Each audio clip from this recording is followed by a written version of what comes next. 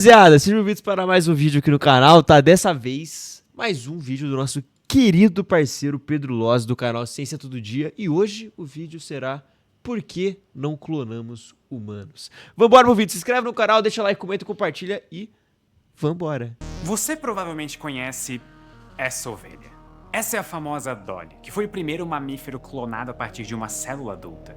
Mas ela não está sozinha. Outros animais já foram gerados por processos semelhantes de clonagem. Cachorros, gatos, lobos, cavalos e por aí vai. E pensando nisso, a gente pode se perguntar: tem alguma coisa que impeça a clonagem de seres humanos? Ou será que um de nós vai poder ser clonado um dia? Primeiramente, a gente precisa entender o que exatamente significa clonar alguém. Segundo a definição do Instituto Nacional de Pesquisa do Genoma Humano dos Estados Unidos, clonar é criar cópias geneticamente idênticas de uma entidade biológica. A palavra vem do grego clon e significa broto. E isso faz sentido quando a gente descobre que o termo foi criado por um botânico, o americano Herbert Weber. É que alguns vegetais, e não só vegetais na verdade, alguns fungos e bactérias também, são capazes de fazer reprodução assexuada, que pode ser considerada uma espécie de clonagem. Mas o assunto fica bem mais complexo quando falamos de animais que se reproduzem de maneira sexuada. Como é que cientistas conseguiram duplicar um ser vivo? A resposta óbvia é que eles estudaram na Alura. Caralho, toma. Mas o que eu vou falar agora é verdade. Se você está se sentindo perdido nesse novo universo de inteligências artificiais, a Alura preparou algo especialmente para você. A Imersão IA, segunda edição. São 5 dias de aulas online gratuitas para você aprender a usar o modelo Gemini do Google. Você vai mergulhar em conteúdos e desafios práticos que vão fazer você entender por completo como essa nova tecnologia funciona e como você pode extrair o máximo dela, não importa a sua área de atuação. Inclusive tem prêmio para os 10 melhores alunos que fizerem os melhores projetos, então eu não perderia essa chance. Clica aqui no link da descrição ou usa o QR Code que está aparecendo em algum lugar da tela agora. As inscrições têm tempo limitado, não demora. E agora sim, vamos lá. Como que funciona a clonagem de animais? A clonagem animal se divide em 2 tipos principais. Por isso, para poder explicar melhor, eu vou chamar Eu falando eu não fazia a menor ideia. Um dos tipos de clonagem é a natural, que acontece sem nenhuma intervenção científica. Você possivelmente conhece um clone desse tipo. É o caso dos irmãos gêmeos idênticos. Foda, conheço vários gêmeos idênticos, inclusive. Eles são o resultado da fecundação tradicional de um óvulo por um único espermatozoide. Só que aí o zigoto se divide em 2 e cada parte se fixa em uma região diferente do útero. E com isso, 2 seres diferentes são gerados, mas sempre do mesmo sexo e extremamente parecidos. Já o outro tipo de clonagem é a induzida. É o clone feito artificialmente utilizando técnicas de engenharia genética. Ou seja, é quando cientistas simulam a reprodução assexuada de células em um laboratório. E esse tipo de clonagem, por sua vez, também se divide em 2 tipos. Existem a clonagem terapêutica e a clonagem reprodutiva. No caso da clonagem terapêutica, os cientistas pegam um óvulo de uma fêmea e retiram o núcleo dele. No lugar, eles colocam o núcleo de uma célula somática, ou seja, uma célula não reprodutiva, que no caso dos seres humanos possui 46 cromossomos. E então começa o desenvolvimento do embrião, até chegar a menos de uma semana depois, a fase do blastocisto. Nessa fase, ainda não aconteceu a diferenciação celular. Ou seja, as células são pluripotentes, capazes de se transformar em qualquer tipo celular de um adulto. E por isso elas são chamadas células-tronco embrionárias. E elas podem gerar tecidos de diversas partes do corpo. Essas células-tronco geradas por clonagem induzida têm um grande potencial no tratamento de doenças cardíacas, câncer, mal de Parkinson, mal de Alzheimer, entre outros problemas de saúde. Mas é o outro tipo de clonagem induzida, muito mais polêmico, que é o tema desse vídeo. A clonagem reprodutiva. O procedimento no início é bem parecido com o da clonagem terapêutica. Cientistas vão lá, pegam um óvulo, retiram o núcleo, colocam no lugar o núcleo de uma célula que vai ser clonada, esperam o desenvolvimento do embrião até a fase do blastocisto, e é aí que vem a grande diferença. Nesse caso, o blastocisto é implantado dentro da cavidade uterina, para que ele se desenvolva como se fosse uma gestação tradicional. E se tudo der certo, esse blastocisto vai evoluir normalmente e dar origem a um novo animal que é geneticamente idêntico àquele da célula original. Que doideira! E assim, nasce um clone. Dá pra gente dizer que o primeiro caso de clone induzido aconteceu ainda no final do século XIX, mas de um jeito um tanto quanto rudimentar. foi quando o cientista alemão Hans Driesch pegou um embrião de um ouriço do mar com apenas 2 células, colocou num becker com água do mar e chacoalhou até que as células se separassem. Cada uma delas cresceu de maneira independente, dando origem a 2 ouriços do mar. E com o passar do tempo, as técnicas foram evoluindo. Nos anos 1930, um outro alemão, chamado Hans, mas que não era o clone do primeiro Hans, desenvolveu um pouco mais os estudos nessa área. O nome dele era Hans Spemann, e ele viria a ganhar um prêmio Nobel. Ele acreditava que qualquer célula de um animal poderia gerar um outro animal geneticamente idêntico graças ao conceito de totipotência. Isso significa que cada célula contém a receita completa para produzir um indivíduo inteiro. Ou seja, por mais que as células exerçam apenas uma função específica na vida adulta, elas continuam contendo o código completo para gerar um novo ser. Guarde essa informação porque daqui a pouco ela vai fazer toda a diferença. Enquanto isso, outros avanços foram sendo feitos nos estudos sobre clonagem. Nos anos 1950, por exemplo, uma equipe liderada pelo cientista americano Robert Briggs inseriu uma célula embrionária de um sapo num óvulo de uma sapo fêmea. E não é uma rã, nem perereca. É uma sapa fêmea. Uma sapa. Enfim, o fato Eu é sou que mais esse fã de sapa. procedimento deu origem a um novo Sapo fêmea, não. geneticamente idêntico Sapa. ao original. Mas então você pode se perguntar, por que quem ficou famosa foi a ovelha Dolly, e não o sapo? Nem nome ele tem. Ele foi clonado décadas antes e não ganhou o mínimo reconhecimento. Ah, porque deve ser mais difícil clonar uma ovelha, acredito eu. Me ajudem a batizar ele nos comentários, por favor. A pergunta Sapo... busca-pé. Por que busca-pé? Porque eu sabo. Porque sapo não lava o pé. E aí tem que buscar o pé pra lavar. Não? é, Beleza. por que a Dolly foi tão revolucionária? Então, lembra do que eu falei sobre o princípio da totipotência? De que até uma célula de um animal adulto continuaria guardando a receita completa para gerar um novo indivíduo? Foi essa ideia que o cientista escocês Ian Wilmut conseguiu colocar em prática em 1996. A equipe dele retirou o núcleo de uma célula da glândula mamária de uma ovelha adulta de cabeça branca. E o núcleo foi inserido no óvulo de uma ovelha de cabeça preta. E outra ovelha de cabeça preta gerou a ovelha que nasceu, a Dolly, com a cabeça branca, comprovando que era um clone. Foram 277 tentativas, Caralho. mas finalmente deu certo. E com isso, a Dolly se tornou o primeiro mamífero gerado pela clonagem de uma célula somática adulta. E aí, tudo o que aconteceu com ela dali em diante foi acompanhado de perto pelos cientistas, já que o caso dela serviria de base para uma série de descobertas sobre a vida dos animais clonados. Que da Um dos hora. fatos mais importantes aconteceu em 1998, quando a Dolly teve um filhote. Sim, o Dolinho. E no ano seguinte vieram mais 3. Dolinho. E isso provou que animais clonados podem ter filhos normalmente.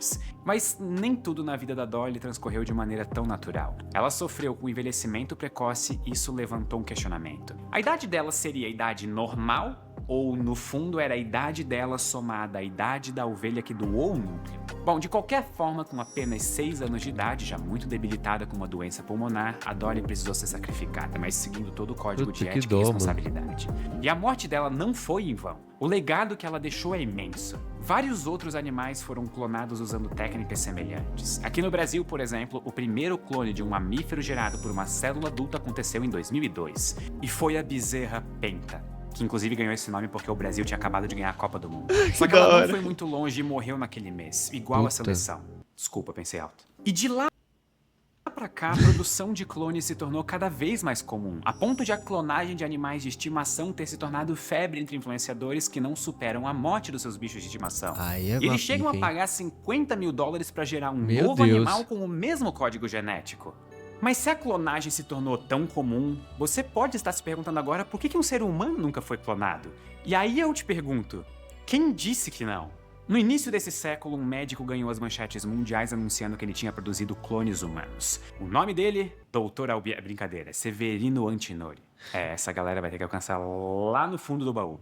Ele disse que 3 pessoas clonadas pela equipe dele viviam no leste europeu. Seriam 2 meninas e um menino. E supostamente, os únicos casos de sucesso em cerca de 100 tentativas. O Antinori não entrou em detalhes, ele avisou que ele não iria provar nada do que ele estava falando. E ele disse que era para preservar a privacidade dessas pessoas. Pode até fazer sentido, mas com isso a gente não tem como garantir se é verdade ou não. Mas todo esse mistério tem uma justificativa. Afinal, a clonagem humana é um tema extremamente controverso. A Unesco, por exemplo, publicou nos anos 90 a Declaração Universal do Genoma Humano e dos Direitos Humanos. O artigo 11º diz claramente: não serão permitidas práticas contrárias à dignidade humana, tais como a clonagem reprodutiva de seres humanos.